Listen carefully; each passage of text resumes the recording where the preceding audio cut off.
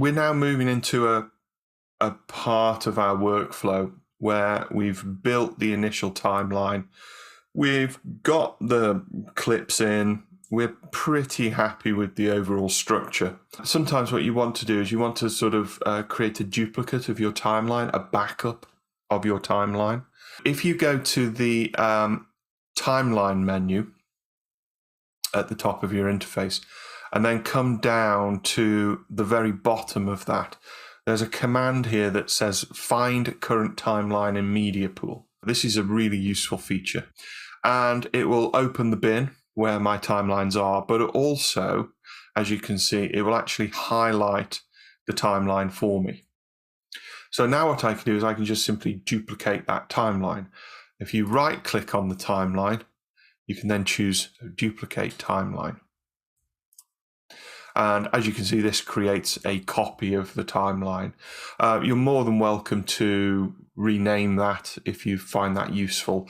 I tend to leave it alone. I tend to just duplicate it and then carry on working in this main timeline here. So that's one way of doing it.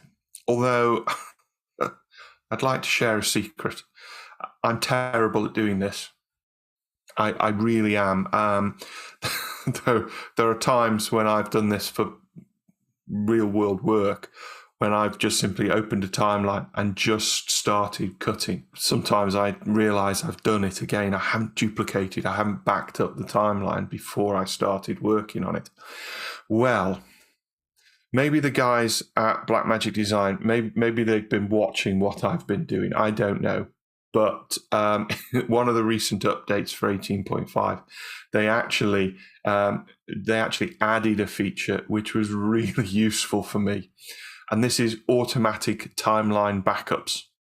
So I'm going to show you where you can actually recover a version of your timeline from that saved backup, and it's actually enabled by default. So if you're using Resolve 18.5 or 18.6, then you'll have this feature enabled. If you right click on a timeline that you've done some work on, so I'm just going to right click on my original Age of Airplanes timeline, you'll see that there's an option here to restore timeline backup. And then you can see there, those are all my backups from what I was working on yesterday. So these are all of the backups that were automatically created for me yesterday. They're all date and time stamped. So yeah, it was 16th of October at 7:10 in the evening. So if I wanted to go back to an earlier version of this timeline, I could just simply click on that.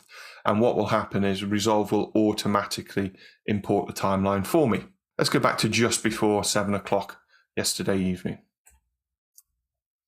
And there it is. It's imported it back in. There it is. Age of Airplanes trailer backup. There it is. And as you can see, that's not a fully formed version of this timeline. So the backup process doesn't actually replace the version of the timeline that I'm working in. It just simply brings in an alternate version of it.